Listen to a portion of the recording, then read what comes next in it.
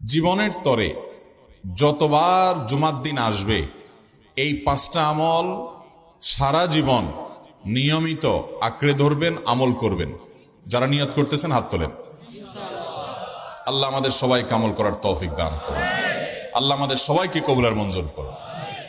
Number 1, সবচেয়ে বেশি যেটা করতে হবে পরিমাণে, জুমার দিন, জুমার রাত, বৃহস্পতিবার সন্ধ্যা থেকে নিয়ে শুক্রবার সন্ধ্যার আগ পর্যন্ত পরিমাণে সবচাইতে বেশি করতে হবে যে আমলটা, সেটা হলো দুরূদ শরীফের আমল। কিসের আমল? ভাইরা, দুরূদ এমন একটা আমল, আপনি যদি শুধু দুরূদের এই আমলটাকে আঁকড়ে ধরেন, সবসময় আপনার মুখ দিয়ে দুরূদ বের হতে থাকে, পড়তে থাকেন, তো নবী করিম সাল্লাল্লাহু আলাইহি সাল্লামের ভাষ্য অনুযায়ী, তার ওয়াদা অনুযায়ী, ইদান তুকফা হাম্মুক ওয়া তুগফার যামবুক, তোমার যত পেরেশানি আছে নবী সাল্লাল্লাহু আলাইহি সাল্লাম বলেছেন এই সব পেরেশানি দূর করার জন্য এই দুরূদের আমলটা যথেষ্ট হবে ইনশাআল্লাহ। এবং গুনাহ মাফের জন্য এই দুরূদের আমলটা কি হবে? যথেষ্ট হবে। নবী করিম সাল্লাল্লাহু আলাইহি সাল্লাম বলেছেন, মান সাল্লা আলাইয়া মাররাতান সাল্লাল্লাহু আলাইহি আশরা, যে ব্যক্তি আমার প্রতি একবার দুরূদ পাঠ করবে, আল্লাহ রাব্বুল আলামিন তার প্রতি 10 বার রহমত নাজিল করবেন। কয়বার রহমত নাজিল করবেন? আপনার জীবনে 10টি জায়গায় খুব ক্রাইসিসে পড়ে গেছেন, কোন জটিল সিচুয়েশনে মুখোমুখি হয়ে গেছেন, বিপদের মধ্যে পড়ে গেছেন, ওই জায়গায় আল্লাহর রহমত পাবেন। এরকম একবার দুরূদ পাঠ করবেন হকাদাই করে, যথাযথভাবে মহব্বতের সাথে 10 বার আপনার জীবনে আল্লাহ তাআলা অনুগ্রহ নাজিল করবেন।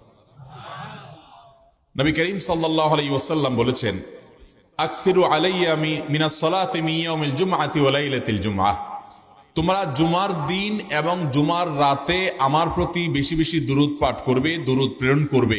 ফাইন্না সালাতাকুম মা'রুদাতুন আলাই, কারণ তোমরা যে দুরূদ পাঠ করো এটা আমার কাছে পেশ করেন আল্লাহর ফেরেশতারা, এবং রীতিমতো নামধাম সহকারে আল্লাহর একদল ফেরেশতা নিয়োজিত আছে। তারা বলেন, আল্লাহ, হে আল্লাহ রাসূল, আপনার অমুক উম্মত, অমুক অনুসারী, আল্লাহর অমুক বান্দা পৃথিবীর অমুক প্রান্ত থেকে, অমুক দেশ থেকে, অমুকের সন্তান, সে আপনার প্রতি দুরূদ পেশ করেছে জুমার দিনে, জুমার রাতে বা অন্য সময়ে।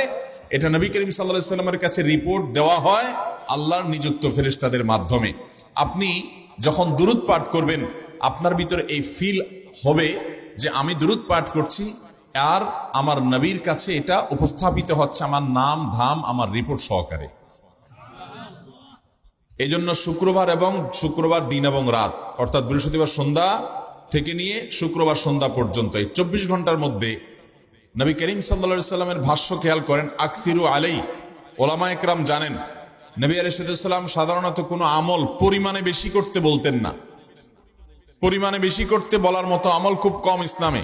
গোটা কোরআন যদি খোলেন আপনি, পরিমাণে অধিক করতে বলা হয়েছে এরকম আমল খুব বেশি পাবেন না।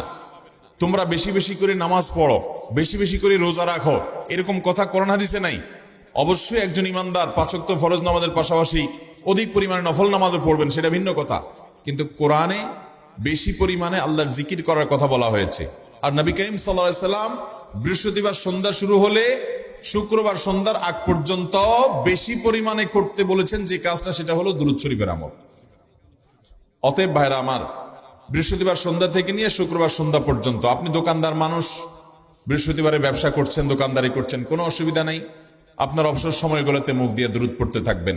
দুরূদের মধ্যে সবচেয়ে শ্রেষ্ঠ দুরূদ হলো নামাজে যেটা পড়েন, দুরূদ ইব্রাহিম। আল্লাহুম্মা সাল্লি আলা মুহাম্মদ ওয়া আলা আলি মুহাম্মদ কামা সাল্লাইতা আলা ইব্রাহিম ওয়া আলা আলি ইব্রাহিম ইন্নাকা হামিদুম। আল্লাহুম্মা বারিক আলা মুহাম্মদ ওয়া আলা আলি মুহাম্মদ কামা বারাকতা আলা ইব্রাহিম ওয়া আলা আলি ইব্রাহিম ইন্নাকা হামিদুম। তাহলে দুরূদের এই আমলটা, এটা করার জন্য আল্লাহ তাআলা এমন সহজ করে দিয়েছেন যে ওযুর প্রয়োজন নাই। আপনার ওযু নাই, তারপর আপনি দুরূদ পাঠ করতে পারবেন। এবং আপনি এই বড় দুরূদ পড়ার মতো সময় নাই, তো আপনি একবারে সবচেয়ে সংক্ষিপ্ত দুরূদ পড়েন সাল্লাল্লাহু আলাইহি ওয়াসাল্লাম, তাতেও দুরূদ পাঠের সওয়াব পাবেন। চেষ্টা করব তো ইনশাআল্লাহ। শুক্রবার আসবে, দুরূদ বেশি বেশি করে পাঠ করব। আপনি দোকানে কাজ করেন, আপনার দোকানে আপনার সহকর্মী আরো কাজের লোক আছে, আপনি সবাইকে স্মরণ করাবার জন্য নিজে জোরে জোরে দুরূদ শরীফ পড়বেন এবং বলবেন যে শুক্রবার শুরু হয়ে গেছে, সবাই দুরূদ শরীফের আমল করো। ভাইরা আমার, আমি আমার জীবনের কথা বলতে পারি। আমার জীবনে ওই যে হাদিসের উপরে ইয়াকিন এবং বিশ্বাস আলহামদুলিল্লাহ ছিল। আমার জীবনে আমি অনেকবার দেখেছি এরকম জটিল পরিস্থিতি হয়েছে যে দেয়ালে পিঠ থেকে গেছে, নড়ার জায়গা নাই, আর কোন আপাত দৃষ্টি থেকে এই বিপদ থেকে উদ্ধারের কোনো পথ নাই। দুরুদ, ইস্তেগফার, দোয়া ইউনুস, এই 3 আমল পাশাপাশি ইয়াজাল জালাল ওয়াল ইকরাম, এই 4টা জিনিসকে এমন ভাবে ধরছে, বিশেষ করে দুরুদ, স্পেশালি সারাক্ষণ দুরুদ। আল্লাহ রাব্বুল আলামিন এমন ভাবে সহযোগিতা করেছেন, এমন ভাবে উদ্ধার করেছেন যে কল্পনা করলে অবাক লাগে এখন যে এটা কিভাবে সম্ভব। ভাইরা আমার, এক সাহাবী নবী করিম সাল্লাল্লাহু আলাইহি ওয়াসাল্লামের কাছে এসে বলছে, ইয়া রাসূলুল্লাহ, আমি যে দোয়া করি এই দোয়ার মধ্যে আমি নিজের জন্য করব, আমার ছেলে মেয়ের জন্য করব, অনেক কিছু করব, এটা সেটা, রিজিক চাইবো, সুস্থতা চাইবো, অনেক কিছুই তো আল্লাহর কাছে চাইবো। আপনি তো আল্লাহর রাসূল, আপনার জন্য দোয়া করলে আমাদেরই লাভ, একবার দোয়া করলে আল্লাহ 10 বার রহমত নাজিল করবেন, তো আপনার জন্য আমার দোয়ার ভিতরে কত পার্সেন্ট রাখবো? সাহাবী বারবার বিভিন্ন পার্সেন্টেজ বলছিলেন যে 3 ভাগের 1 ভাগ আপনার জন্য রাখি ইয়া রাসূলুল্লাহ, অর্ধেক রাখি, আরো বেশি করে রাখি। তিনি যত বলছেন নবী করিম সাল্লাল্লাহু আলাইহি ওয়াসাল্লাম আরো বাড়ানোর জন্য তাকে উৎসাহ দিচ্ছিলেন। এক পর্যায়ে যখন তিনি বললেন, ইয়া রাসূলুল্লাহ, আমি আমার কোন দোয়ার সবটুকু যখন আপনার জন্য নিবেদন করব, আমি কোন একবার যখন দোয়া করব, দোয়া শুধু আপনার জন্যই করব যখন, অর্থাৎ পিওর দুরূদ যখন পড়বো, নিজের জন্য আর কিছু চাইবো না, শুধু আপনার জন্যই যদি চাই কোনোবার, তাহলে তখন নবী করিম সাল্লাল্লাহু আলাইহি ওয়াসাল্লাম বলেছেন, ইদান তুকফা হাম্মুক ওয়া তুগফার যামবুক, তাহলে তোমার সকল পেরেশানি থেকে উদ্ধারের জন্য এই দুরূদটাই যথেষ্ট হয়ে যাবে, এবং তোমার সকল গুনাহ মাফের জন্য এটা যথেষ্ট হয়ে যাবে। মোহতারাম হাজরিন, দুরুদের আমলটা এত সুন্দর আমল, কিন্তু আবার তাড়াহুড়া করে পড়বেন না, সাল্লাল্লাহু আলাইহি ওয়াসাল্লাম সাল্লাল্লাহু আলাইহি ওয়াসাল্লাম সাল্লাল্লাহু আলাইহি ওয়াসাল্লাম সাল্লাল্লাহু আলাইহি ওয়াসাল্লাম সংখ্যা বাড়ানোর জন্য হুলস্থুল করে পড়লেন না, মুহাব্বতের সাথে সাল্লাল্লাহু আলাইহি ওয়াসাল্লাম সাল্লাল্লাহু আলাইহি ওয়াসাল্লাম আল্লাহুম্মা সাল্লি আলা মুহাম্মদ, অর্থ বুঝে বুঝে আল্লাহুম্মা সাল্লি আলা মুহাম্মদ মানে কি, আল্লাহ আপনি মুহাম্মদের প্রতি শান্তি বর্ষণ করুন। আরে ভাই, মুহাম্মদ সাল্লাল্লাহু আলাইহি ওয়াসাল্লামের প্রতি আল্লাহ তাআলা শান্তি এমনি বর্ষণ করবে, আপনি আমি দোয়া করলেও করবে, না করলেও। কিন্তু মাঝখান থেকে আমরা, ভাইরা আমার, কোন বড় কর্মকর্তার কাছে আপনার কোনো কাজের ঠেকা আছে, কর্মকর্তার ওই ছেলেটার আপনি দেখছেন যে খাচ্ছে না, আপনি যদি বলেন, স্যার ছেলেটা খাচ্ছে না স্যার, একটু ডাক্তার দেখান স্যার, এভাবে তো বাঁচবে না, ওর কষ্ট হচ্ছে স্যার, আপনি বললেও উনি ওনার ছেলের দিকে কেয়ার করবে, কিন্তু আপনি এটা বলার কারণে তার নৈকট্য পাবেন কি পাবেন না, তার সিম্প্যাথি পাবেন কি পাবেন না। আরশ আজিমের মালিক তার হাবিবকে এত মহব্বত করেন, তিনি তার হাবিবের প্রতি এমনিতেই রহমত নাজিল করবেন, তাকে বিভিন্ন মর্যাদা আগে থেকেই দেওয়ার ঘোষণা দিয়ে রাখছেন, কিন্তু আপনি আমি দোয়া করলে আল্লাহ তাআলা তার মাধ্যমে আমাদের ভাগ্যকে সুপ্রসন্ন করে দিবেন। দুরুদের আমলকে জীবনের তরে আঁকড়ে ধরবেন ভাই, শুধুমাত্র জুমার দিন আর জুমার রাত না, সব সময় অধিক পরিমাণে।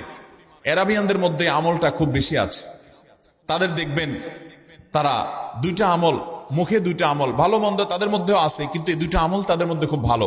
বেশিরভাগ মানুষই দেখা যায় অবসর সময়ে আস্তাগফিরুল্লাহ, ইস্তিগফার করছে অথবা দুরুদের আমল করছে। আমাদের অবসর সব সময়গুলো নিয়ে গেছে মোবাইল ফোন।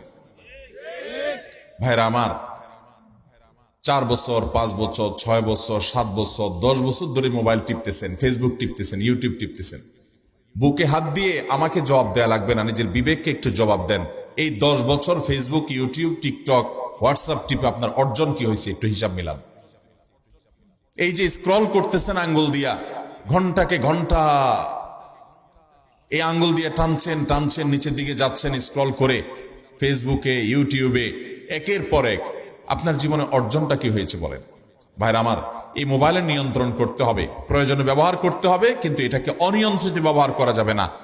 একেবারে যখন তখন সারাদিন টিপাটিপি করলেন, আজকাল তো পোলাপান টয়লেটে গেলেও নিয়ে যায়। আল্লাহ তাআলা আমাদেরকে এই রোগ থেকে বেঁচে থাকার তৌফিক দান করুন। ভাইরা আমার, জীবনটাকে পরিবর্তন করতে হয়, সারা জীবন তো একরকম থাকলে হবে না। বহুত পাগলামি করেছি, আসুন নিজেকে সংশোধন করি। তাহলে জুমার দিন উপলক্ষে 1 নম্বরের আমল বলেছি, বেশি বেশি কোন আমল করতে হবে? সারা জীবন মনে রাখবো তো ইনশাআল্লাহ। বাসা বাড়িতে পরিবারের লোকদেরকে মনে করাবো তো ইনশাআল্লাহ। আমি আমার ড্রাইভার থাকুক, আমার ছেলে মেয়ে থাকুক, আমার পরিবারের লোক থাকুক, আমি আমার কথা আপনাদের বলি উৎসাহের জন্য, যে জুমার দিন শুরু হয়ে গেলে শুধু আমি না, আমার পরিবার অন্যান্যরাও একে অন্যকে আমরা স্মরণ করে দিই। কে কে দুরূদ কতবার পড়ছো, কেউ পড়ছে কিনা একবারও, সন্ধ্যা হয়ে গেছে, অনেক হয়ে গেছে, সবাই শুরু করি, আমলটা করবো তো ইনশাআল্লাহ। নাম্বার 1।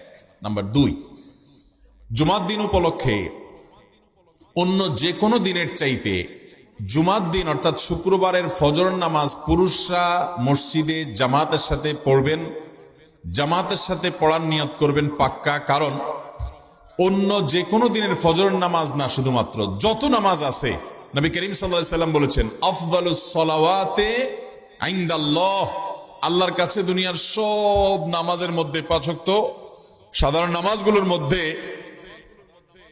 সবচেয়ে উত্তম নামাজ হলো সলাতুল ফজরে মাআল জামাআতে ইয়াউমাল জুমআহ, জুমার দিন ফজরের নামাজ জামাতের সাথে আদায় করা হলো যত নামাজ আছে এর মধ্যে সবচেয়ে শ্রেষ্ঠ নামাজ। তাহলে জুমার দিনে এই বিষয়টা বিশেষভাবে খেয়াল রাখবো। জুমার দিন ফজর নামাজটা পুরুষরা কোথায় পড়বো, এবং সেটা বৃহস্পতিবার থেকে পরিকল্পনা শুরু করবো যে কালকের ফজর নামাজ যাতে কোনো অবস্থাতে আমার মিস না হয়। আমাদের আখিরাতের ব্যবসা এটা ভাই, আখিরাতের কারেন্সি সংগ্রহ করা। যত খুঁটে খুঁটে ভালো ভালো আমলগুলো করবেন, আপনার আমল নামাতে আমল সওয়াব জমা হতে থাকবে। চেষ্টা করবো তো ইনশাআল্লাহ। আমাদেরকে শয়তান অন্যদিন ফজরের নামাজ পড়ার সুযোগ হলেও শয়তান এমন ভাবে আমাদেরকে ধোঁকা দেয়, শুক্রবারে ফজরটা পড়াটা সবচেয়ে বেশি কঠিন হয়ে যায়। কেন জানেন?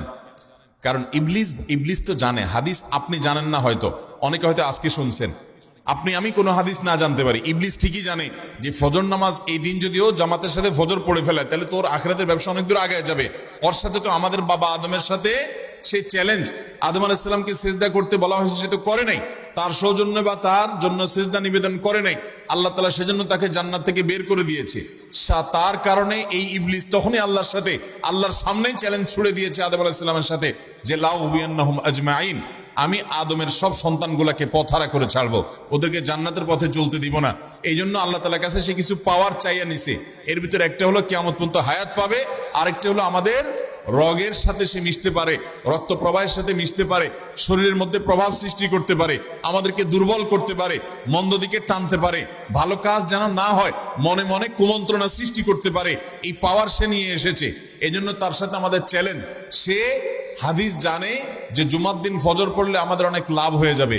এই জন্য সে বৃহস্পতিবার রাতে, অন্য দিন যদি আপনি 10টা 11টা বা 11:30টায় ঘুমান, 12টায় ঘুমান, জুমার দিন অর্থাৎ বৃহস্পতিবার দিবাগত রাতে আইসা ইবলিস বলে, আরে পাগল হইছস, কালকে হলো শুক্রবার, দোকানদারি নাই, ব্যবসা নাই, চাকরি নাই, মহিলাদেরকে বলে কালকে পোলাপানের স্কুল নাই, মাদ্রাসা নাই, আজকে একটু টক শো, মিষ্টি শো, নাটক, সিনেমা, ইউটিউব, ফেসবুক, ওয়াজি শুন অন্তত। শয়তান কি বলে, ঠিক আছে তোর যদি এত ফিল্ম দেখতে মনে না চায়, তুই যদি মুসলমান হস, নেককার হস, তো ঠিক আছে অমুক হুজুরের ওয়াজ শুন। এই হুজুরের ওয়াজ শোনাত লাগাই দিয়ে রাত 1টা 2টা পর্যন্ত পার করে দিল। এরপরে ফজর নামাজ ওর জামাতের সাথে মিস শেষ। ভাইরা আমার, প্রত্যেক বৃহস্পতিবার আসলে সন্ধ্যার সময় প্রতিজ্ঞা করব, সপ্তাহের অন্য দিন যদি আমার ত্রুটি বিচ্যুতি হয়ও আমি সেটাকে কারেকশন করার চেষ্টা করব, কিন্তু শুক্রবার ফজরটা পুরুষ হিসাবে আমি জামাতের সাথে পড়বই পড়বো। তার জন্য রাতে আগে আগে শোবো, ডাবল ট্রিপল অ্যালার্ম দিয়ে শোবো, অন্য নামাজি বন্ধুকে বলবো ফোন দিয়ে ডেকে দিবি, একে অন্যের সহযোগিতা করব, কিন্তু ফজরের নামাজ জুমার দিন ছাড়বো না ইনশাআল্লাহ। ঠিক আছে তো? কয়টা আমল হলো? 2টা। মনে রাখবেন তো ইনশাআল্লাহ। আগামী বছর তো আমার মাহফিল আমি আর করবো না, কিন্তু আগামী বছর যে মাহফিল করবেন সে আলোচককে আমি রিকোয়েস্ট করবো ইনশাআল্লাহ, আয়োজকরা এটার সবক জননায় আগামী বছর দিতে পারবেন তো ইনশাআল্লাহ। আমল যদি করেন তাহলে সবক ঠিকই দিতে পারবেন। ওই যে ভাই সবগুলো শুনে দিছে, কারণ এই আমল করেন। আচ্ছা, 3 নম্বর আমল হলো সূরা কাহাফ পড়বো। কোন সূরা পড়বো? সূরা কাহাফ। যারা কোরআন পড়তে পারেন না তারা শুনবেন, আর যারা পড়তে পারেন তারা নিজে পড়বেন। সূরা কাহাফ যদি জুমার দিন কেউ পড়ে, নবী করিম সাল্লাল্লাহু আলাইহি সাল্লাম বলেছেন এই সূরাটা তার জন্য নূর হবে, নূর, আলো আল্লাহর তরফ থেকে। কিয়ামতের ময়দানে ভয়াবহ গুটগুটে অন্ধকার হবে। কিয়ামতের একটা ভয়াবহ শাস্তি হলো অন্ধকারের শাস্তি। ভাইরা আমার, অন্ধকারের শাস্তি মানে এমন ভয়াবহ অন্ধকার হবে যে দুনিয়ার অন্ধকারের সাথে কোনো তুলনাযোগ্য নয়। সেই ভয়াবহ অন্ধকারে কিছু আমল আছে যে আমলগুলো মানুষের ওই অন্ধকারের মধ্যে আলোর কাজ দিবে। এর মধ্যে একটা হলো অজুর অঙ্গগুলো যদি কেউ ভালো করে অজু করে, সুন্দর করে ডলে ডলে যেন শুকনা না থাকে, উত্তম রূপে যদি অজু করে, কেউ পানি অপচয় না করে, পানি অল্প নয় কিন্তু ডলে বেশি, সুন্দর করে যদি কেউ অজু করে এই অজুর অঙ্গগুলো কিয়ামতের ময়দানে উজ্জ্বল হয়ে জ্বলজ্বল করে জ্বলতে থাকে এবং তার জন্য আলোর কাজ দেয়। সবাই যখন অন্ধকারের আযাবের মধ্যে নিমজ্জিত থাকে, হাউতাশ করে, তখন এই ব্যক্তির এই আমলটা তার আলো ভূমিকা আসে। আর আরেকটা হলো এই সূরা কাহফ।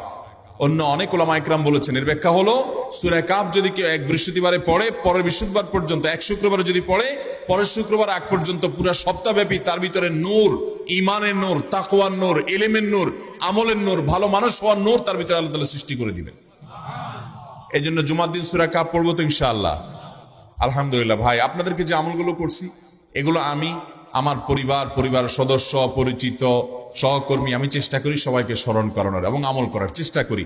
আপনাদেরকেও বলছি ভাই, জুমার দিন যেহেতু, অতএব আজকে জুমার দিন উপলক্ষে বলে যাচ্ছি, জুমার দিনের এই 14-15টা আমলের মধ্যে সামারি করে আমি 5টা আমল করে দিচ্ছি, যে এগুলোর গুরুত্ব অনেক বেশি অন্য অনেকগুলো চাইতে, এগুলো বিশেষভাবে করব।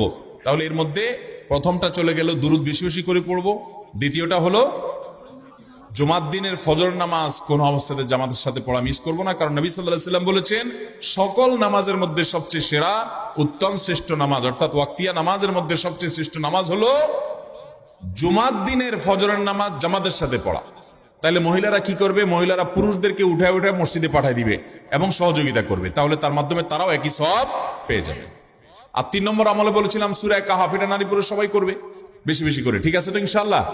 আমরা অনেক ভাই আছি সপ্তাহের 6 দিন আমাদের কোরআন পড়ার সুযোগ হয় না, তো অন্তত জুমার দিন সূরা কাহফটা যদি আপনি বাধ্যতামূলক করেন, আলহামদুলিল্লাহ, এটা অনেক বড় সূরা, পড়তে আপনার 20-25 মিনিট 30 মিনিট সময় পর্যন্ত লেগে যাবে।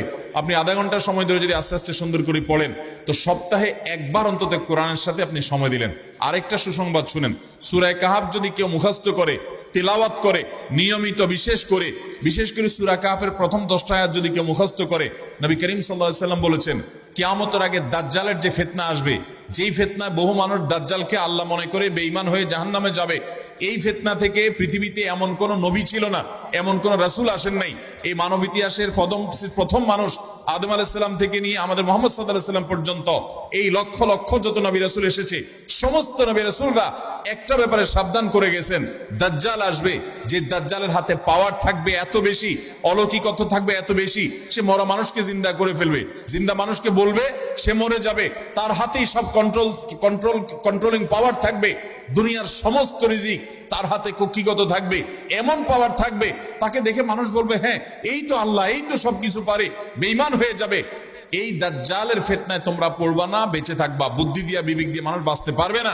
দাজ্জালের ফিতনা থেকে বাঁচার জন্য সকল নবী রাসূলরা এই জন্য সাবধান করেছেন।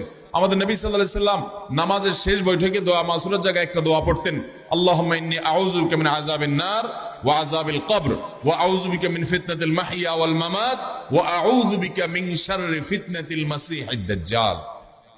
আল্লাহ আপনার কাছে দাজ্জালের ফিতনা থেকে পানা চাই।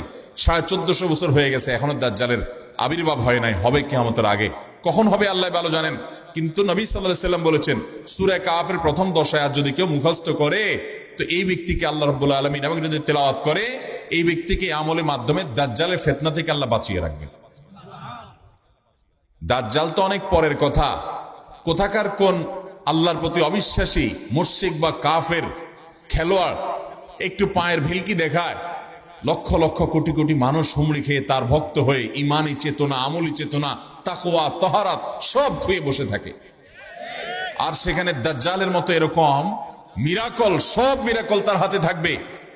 এরকম পরিস্থিতি যখন আসবে তখন মানুষ কি করবে? এখন এই যে তথ্য প্রযুক্তির উন্নতির এই সময়ে কত মুসলমানের সন্তান বেঈমান হয়ে যাচ্ছে, বিজ্ঞানরাই তারা আল্লাহ বানায় বসে থাকতেছে, আছে না নাই? ধারণামূলক বিষয়কে তারা চূড়ান্ত বিষয় বানিয়ে বসে আছে, বেঈমান হয়ে যাচ্ছে। এবং টাকার যে কারিশমা, টাকা দিলে সব হয়ে যায়, টাকা নাই তো কিছুই হয় না। এই জন্য বেঈমান হয়ে অনেকে বলে যে টাকাই নাকি দ্বিতীয় খোদা, নাউজুবিল্লাহ। ভাইরা আমার, দুনিয়ার এই ভেলকি কি দেখছি আমরা, কিয়ামতের আগে ভেলকি আরো অনেক দেখবে আমাদের পরবর্তী প্রজন্ম, আমাদের ছেলে মেয়েরা, নাতিপুতিরা আরো অনেক ভেলকি দেখবে। এমন ভেলকি দেখবে যে তাদের আল্লাহর প্রতি ঈমান আনা, আখিরাতের প্রতি বিশ্বাস করাটা কঠিন থেকে কঠিন হয়ে যাবে। এরকম পরিস্থিতি তৈরি হবে দুনিয়াতে। তথ্য প্রযুক্তির উন্নতির নাম দিয়ে, এটার নাম দিয়ে, সেটার নাম দিয়ে মানুষের জীবনযাত্রা সহজ হবে, কিন্তু এর মাধ্যমে মানুষের ঈমান দুর্বল হওয়ার অনেক সম্ভাবনা সংখ্যা তৈরি হবে এবং শয়তান সেগুলো সৃষ্টি করবে। এই আশঙ্কা থেকে বাঁচার জন্য সূরা কাহাফটা হলো মহৌষধের মতো। অতএব জুমার দিন প্রত্যেক শুক্রবারে সূরা কাহাফ পড়বো তো ইনশাআল্লাহ। মায়েরা, বোনেরা, আমরা ভাইয়েরা যারা আছি, বাবারা যারা আছি, আল্লাহর ওয়াস্তে জীবনের তরে নিয়ত করে নেন আজকের মাহফিল থেকে জীবনে কখনো বৃহস্পতিবার সন্ধ্যা থেকে শুক্রবার সন্ধ্যা রাগ পর্যন্ত আমার হাজার ব্যস্ততা থাকুক, সূরা কাহাফটা পড়া ছাড়া আমি কোনো কাজ করব না ইনশাআল্লাহ। আমি আল্লাহর অনেক বান্দাকে ব্যক্তিগতভাবে জানি, আমি নিজেও এতটা গুরুত্ব দিয়ে করতে পারি না। অনেক বড় সরকারি কর্মকর্তা, অনেক বড় পদের নাম আমি বলবো না, আমাকে বলে ভাই আমি মাগরিবের পর, ব্যক্তিগতভাবে আমি জানি উনি খুব সৎ মানুষ, সব মানুষ একরকম হয় না, সৎ মানুষ। উনি বললেন ভাই মাগরিবের পরে আমার ফ্যামিলির সব বাচ্চা কাচ্চা সবাইকে আমি বলি, আমি ব্যস্ত থাকলেও বলি যে মাগরিবের পরে আগে সবাই সূরা কাহাফটা পড়ে ফেলো, এরপর অন্য সব আমল। আমরাও চেষ্টা করবো না ইনশাআল্লাহ। কয়টা আমল গেল? 3টা, আর 2টা আছে। 4 নম্বর আমল হলো, দুনিয়াতে যত ফজিলতপূর্ণ আমল আছে এর মধ্যে সবচেয়ে বেশি ফজিলতপূর্ণ আমল এটা। খুব সহজ আমলটা, খুব সহজ, প্রত্যেক শুক্রবার আমরা এটা করতে পারি। আমলটা হলো, নবী করিম সাল্লাল্লাহু আলাইহি ওয়াসাল্লাম বলেছেন, মান বাক্কারা ইয়াউমাল জুমআতি ওয়াবতাকার, যে ব্যক্তি জুমার দিন আগে আগে ঘুম থেকে উঠবে, ভোরে ঘুম থেকে উঠবে, যে ফজর নামাজ পড়তে হবে, যে তাহাজ্জুদ পড়তে পারলে আরো ভালো, এবং মসজিদে আগে আগে যাবে, তাহলে আগে আগে ঘুম থেকে উঠবে, সবাইকে বাসার ডেকে দিবে, আগে আগে ঘুম থেকে উঠাবে। ওয়াগাসসালা ওয়াগতাসাল, ফরজ গোসল হলে ফরজ গোসল করবে, উত্তম রূপে গোসল করবে, ভালো করে গোসল করবে জুমার দিন। ওয়ামাশা ওয়ালাম ইয়ারকাব, জুমার নামাজের জন্য পায়ে হেঁটে মসজিদে যাবে, বাহনে চড়বে না। কেউ যদি মাজুর হয় সে বাহনে চড়লেও চলবে, কিন্তু সাধারণ যারা সুস্থ আছেন পায়ে হেঁটে মসজিদে যাবেন, বাহনে চড়লেন না। জুমার দিনের কথা, জুমার নামাজের কথা। ওয়াদানা মিনাল ইমামে ওয়ালাম ইয়ালগু, ইমামের কাছাকাছি গিয়ে বসবে, দূরে না, যত কাছে যেতে পারে একদম সামনের কাতার ইমামের কাছাকাছি গিয়ে বসবে, কোনো অনর্থক কথা বলবে না, দুনিয়াবি কথা বলবে না, বেহুদি কাজ করবে না। ওখানে গিয়ে যতক্ষণ সময় পাবে জিকির, আজকার, তেলাওয়াত, তাসবিহ, দোয়া, রোনাজারি, কান্নাকাটি, বই পড়া, দিনী কাজ করা, এর মধ্যে সে কাটাবে নিজেকে। এই কয়েকটা কাজ যদি করে তাহলে কাজ কয়টা হলো? আগে আগে ঘুম থেকে উঠা, ওই যে ফজর নামাজ জামাতের সাথে পড়া ইত্যাদি, গোসল করা উত্তম রূপে, আর পায়ে হেঁটে মসজিদে যাওয়া, বাহনে না চড়া। 4 নম্বর হলো ইমামের কাছাকাছি গিয়ে বসা, কোনো অনর্থক কাজ না করা। এই 4টা কাজ যদি কেউ জুমার দিনে করে, নবী করিম সাল্লাল্লাহু আলাইহি সাল্লাম বলেছেন, ওই ব্যক্তি বাসা থেকে মসজিদ পর্যন্ত যে আসলো, যতগুলো পা ফেলবে, যতগুলো স্টেপ ফেলবে, যতগুলো কদম দিবে, প্রতিটা কদমের বিনিময়ে আল্লাহ রাব্বুল আলামিন তার অ্যাকাউন্টে, তার আমল নামাতে 1 বছর রাত জেগে, সারা রাত জেগে তাহাজ্জুদ নামাজ পড়লে, এবং 1 বছর সারা দিন, প্রত্যেকটা দিন পুরা বছর জুড়ে নফল রোজা রাখলে যে পরিমাণ সওয়াব পাইতো, 1 বছর নফল রোজা, 1 বছর রাতভর জেগে তাহাজ্জুদের নামাজ পড়ার সওয়াব মাত্র একটা কদম ফেলার বিনিময়ে দিবে। তাহলে আপনার বাসা থেকে যদি মসজিদে আসতে 100টা কদম হয়, 100 বছরের নফল নামাজ, 100 বছরের নফল রোজা, আপনি এটার সওয়াব আপনার অ্যাকাউন্টে জুমার দিন মাত্র 4টা কাজ করার মাধ্যমে আপনি পেয়ে যাবেন। এবং এটি অনেক হাদিস বিশ্লেষকগণ বলেছেন, কোরআন হাদিসে বহু ফজিলতের কথাই বলা আছে। এত বিপুল পরিমাণে, এত অধিক পরিমাণে সওয়াবের কথা যে কারো বাসা থেকে অনেকের আছে যেতে 500 স্টেপ পড়বে। 500 স্টেপ পড়লে কতটুকু হয়? সামান্য একটু জায়গা যেতে 500 কদম হয়ে যায়। অনেকের বাসা থেকে যেতে 500 কদম পড়ে, 300 কদম হয়। তো সে এই 500 বছর নফল নামাজ, নফল রোজা, রাত ভর দিনভর করার সওয়াব, কন্টিনিউয়াসলি করার সওয়াব মাত্র এই মসজিদে গেল আসলো, এই 4টা শর্ত পূরণ করে সেটা সওয়াবটা পেতে পারে। যদি সপ্তাহে 4 জমা হয় তাহলে 4 বার 500 করে যদি হলো 2000 বছর, এভাবে তার আমল নামাজের সওয়াবের পাহাড় সে জমা করতে পারে শুক্রবারের ছোট্ট আমলটার মাধ্যমে।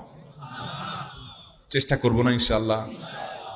আমি দেশে বিদেশে অনেক আল্লাহর বান্দাকে আমি শুনেছি, এই হাদিস আমি যেদিন থেকে জেনেছি আমি চেষ্টা করেছি এটার আমল, এটার প্রচার মানুষের মধ্যে ছড়ানো। আমি যখন সৌদি আরবে আজ থেকে আর অনেক বছর আগে, তখন কোনো এক বক্তব্যে আমি আমলের কথা বলেছি। আমার অনেক ভাইয়েরা দেশে বিদেশে দেখে বলছেন, ভাই আমলটা শুরু করেছি, আমার কাছে ভালো লাগে, আপনারাও আমলটা করবেন, অন্য আরেকজনকে শিখাবেন এবং দাওয়াত দিবেন। ঠিক আছে তো ইনশাআল্লাহ? তাহলে কয়টা আমল গেল? 4টা। অত্যন্ত ইম্পর্টেন্ট একটা সময় হলো জুমার দিন।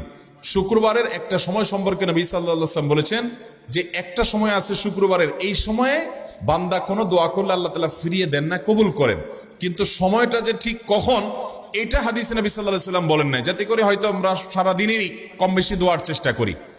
এই বিষয়ে মুহাদ্দিসগণ, হাদিস বিশ্লেষকগণ, পণ্ডিত ওলামা একরামগণ হাদিসের বিভিন্ন আকার ইঙ্গিতকে গবেষণা করে অ্যানালাইসিস করে এক একজন এক এক সময়ের কথা বলেছেন। তবে বেশিরভাগ ইমাম, বেশিরভাগ পণ্ডিত ওলামা একরাম, বেশিরভাগ আপনার ইসলামিক স্কলারগণের বক্তব্য হলো যে এই সময়টা হলো জুমার দিনের শেষ প্রহর, আসরের পর থেকে নিয়ে সূর্য ওঠার আগ পর্যন্ত এই সময়টা।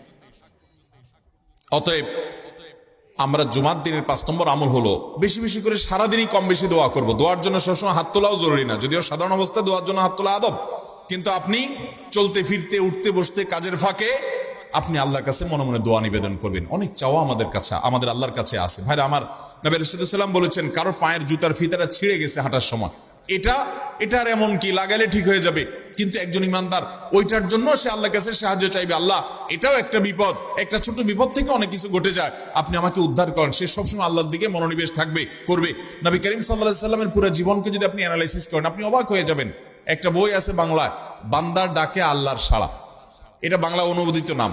এই বইয়ের লেখক হলেন হিসনুল মুসলিমের যে রচয়িতা উনি শেখ সাঈদ আল গাহতানি রহমতুল্লাহি আলাইহি। ওনার সোহবতে যাওয়ার, ওনার সান্নিধ্যে থাকার, একাধিকবার খুব কাছাকাছি বসার সুযোগ আমার হয়েছে। সৌদি আরবের একজন বড় আলেম ছিলেন, দুনিয়া থেকে চলে গেছেন। তো ওনার লেখা বান্দার ডাকে আল্লাহর সাড়া, এই বইটা বেশ মোটা সোটা একটা বই। পুরোটা পড়বেন যে নবী করিম সাল্লাল্লাহু আলাইহি ওয়াসাল্লামের জীবনে যে কত রকমের দোয়া করতেন। আল্লাহ আজকার নাম একটা বই আছে ইমাম নববীর, এটাও বাংলা হয়ে গেছে অনুবাদ, আপনি পড়লে অবাক হয়ে যাবেন। ডক্টর খন্দকার আব্দুল্লাহ জাহাঙ্গীর রাহিমাহুল্লাহর রাহে বেলায়েত একটা বই আছে দোয়া এবং জিকিরের, আপনি অবাক হবেন যে কি পরিমাণ দোয়া এবং জিকির নবী সাল্লাল্লাহু আলাইহি ওয়াসাল্লাম জীবনে পড়তেন। ঘুম থেকে ওঠার সময় দোয়া আছে না নাই? এরপরে ঘুম থেকে উঠে যখন আপনি বাথরুমে যাবেন দোয়া আছে না নাই? আবার টয়লেটে গেলেন, টয়লেট সেরে আসলেন, আপনি ওযু করবেন, ওযুর জন্য দোয়া আছে না নাই? বিসমিল্লাহ। এরপরে ওযু শেষ করলেন, কালিমায়ে শাহাদাত আছে না নাই? এরপরে আপনি যখন ঘর থেকে বের হয়ে মসজিদে যাবেন, বের হওয়ার দোয়া আছে। বের হয়ে আপনি মসজিদে যাচ্ছেন, যাই পথে পড়ার আলাদা দোয়া আছে। এরপরে আপনি মসজিদে প্রবেশ করবেন, তার জন্য দোয়া আছে। মসজিদে ঢুকার পরে মসজিদে ঢুকার নামাজ আছে। এরপরে মসজিদে নামাজ বন্দিগি ইবাদত জিকির করে বের হচ্ছেন, সেটার জন্য আবার দোয়া আছে। আবার আপনি যাচ্ছেন, কাজকর্মে যাচ্ছেন, বাজারে যাচ্ছেন, সেটার দোয়া আছে। স্ত্রী সহবাস করার সময় দোয়া আছে। দোয়া নাই, জিকির নাই, এমন কোনো মুহূর্তে ইমানদারের জীবনে থাকতে পারে না। নবী করিম সাল্লাল্লাহু আলাইহি ওয়াসাল্লাম এই পরিমাণ দোয়া করতেন। এই জন্য ভাইয়েরা, দোয়া যদি সবসময় করতে কষ্ট হয় হাত তুলতে, আপনি হাত তোলা ছাড়া শুক্রবারে দোয়া করেন, দোয়াটা অনেক বেশি করা দরকার। আমাদের কত জিনিস আল্লাহর কাছে চাইতে হয়, আমরা আল্লাহর কাছে চাই না। পেটে অসুখ হয়েছে, আমরা ডাক্তারের কথা মাথায় আগে আসে, আপনি ওষুধ খান, ওষুধ খাওয়া সুন্নত, কিন্তু ইমানদার সবকিছুর আগে আল্লাহর কথা স্মরণ করবে এবং আল্লাহর কাছে বলবে, আল্লাহ আপনি সহজ করে দেন। আপনার অসুখ হয়েছে, সবকিছুর আগে নাপার কথা মনে আসে, আরে ভাই প্যারাসিটামলের কথা মনে আসে, এটা দোষের না, কিন্তু আপনার মনে আগে আসতে হবে যে নবী সাল্লাল্লাহু আলাইহি ওয়াসাল্লাম দোয়া শিক্ষা দিয়েছেন, যদি কেউ ব্যথার জায়গায় হাত দেয় এবং পড়ে আউযু বিইজ্জাতিল্লাহি ওয়া কুদরাতিহি মিন শাররি মা আজিদু ওয়া হাজির, আল্লাহ রাব্বুল আলামিন তার ব্যথা দূর করে দিবেন। এক সাহাবী এই হাদিসের উপর আমল করে তৎক্ষণাৎ তার ব্যথা দূর করেছেন। শুধু ইয়াকিনের অভাব, শুধু বিশ্বাসের অভাব, ঈমানের অভাব। তাহলে আমাদের আল্লাহর দিকে মনোনিবেশ করতে হবে দোয়ার জন্য বেশি বেশি। তাহলে শুক্রবারে 5 নম্বর আমল হলো বেশি বেশি কি করবো? ইনশাআল্লাহ দোয়া, বেশি বেশি দোয়া করবেন, উঠতে বসতে চলতে ফিরতে। বিশেষভাবে সূর্য ডোবার আগের যে সময়টা শুক্রবার, অর্থাৎ দিনের শেষ সময়টা, বিশেষভাবে আল্লাহ তাআলার কাছে দোয়া করব। ঠিক আছে তো ইনশাআল্লাহ? কয়টা আমল বললাম? 5টা আমল। 1, বেশি বেশি দুরুদ। 2, ফজর নামাজ জামাতের সাথে পড়া পুরুষরা, মহিলারা অক্তমত পড়বেন, পুরুষদেরকে পাঠিয়ে দিবেন মসজিদে। 3, সূরা কাফ পড়বেন। 4, আগে ঘুম থেকে উঠে উত্তম রূপে গোসল করে মসজিদে আগে আগে গিয়ে পায়ে হেঁটে গিয়ে সামনে ইমাম সাহেবের কাছাকাছি গিয়ে বসা, অনর্থক কথা কাজ না করা, তেলাওয়াত জিকির আজকারের মশগুল থেকে নামাজটা পড়ে বের হয়ে আসা, এই কাজ। নাম্বার 5, দোয়া করা, বিশেষ করে দিনের শেষ প্রহরে। আমল করবো তো ইনশাআল্লাহ? মনে থাকবো তো ইনশাআল্লাহ? আমরা প্রয়োজনে বাসায় গিয়ে একটা কাগজে নোট করে ফেলবো, লিখে ফেলবো, লিখে এরপরে ওয়ালে টাঙ্গায় দিবেন বাসায় যে জুমার দিন এই 5 কাজ আমি ছাড়বো না। আপনি যদি মনেও না থাকে, আপনার যদি ভুলেও যান, আপনি এই কাগজ আপনাকে মনে করাবে ইনশাআল্লাহ। বাসায় ফ্যামিলির লোকদের সাথে শেয়ার করবেন, জুমার দিন হুজুর বলেছেন, আমি একটু আমার মন থেকে বলি না, এগুলো সব কোরআন হাদিসের কথা বলেছি আপনাদেরকে। কোরআন হাদিসের আলোকে 5টা আমলের কথা বলেছেন, বিশেষভাবে জুমার দিন আমি 5টা আমল করবই করব। ভাইরা আমার, প্রত্যেক জুমার দিন যদি আপনি একটু ইমানের রিচার্জ করেন, ইনশাআল্লাহ সারা সপ্তাহ আপনার জন্য সেটা উপকারে আসবে। চেষ্টা করবো তো ইনশাআল্লাহ? এবং দোকানে অফিসে টাঙ্গায় রাখবেন। যারা এই টাঙ্গায় রাখার আমলটা করবেন, আয়োজক যারা আছেন আপনাদের কাছে আমার অনুরোধ, যে ভাইরা এই কাজটা করছেন ওনারা যদি আয়োজকদের মাধ্যমে ছবিটা আমার কাছে পাঠাইতে পারেন, আমার অফিসে নিয়ে আমি ইনশাআল্লাহ নিজে হাতে তাদের পুরস্কার দেব। বিশেষ করে এই মাহফিলের লোক যারা আছেন আজকের আয়োজকদের মাধ্যমে। আল্লাহ তাআলা এই আমলগুলো আমাকে আপনাকে আমাদের সবাইকে করার তৌফিক দান করুন। আমল মনে রাখবো তো ইনশাআল্লাহ, আমল করবো তো ইনশাআল্লাহ। জাযাকুমুল্লাহু খায়রা ওয়া আখিরু দাওয়ানা আলহামদুলিল্লাহি রাব্বিল আলামিন।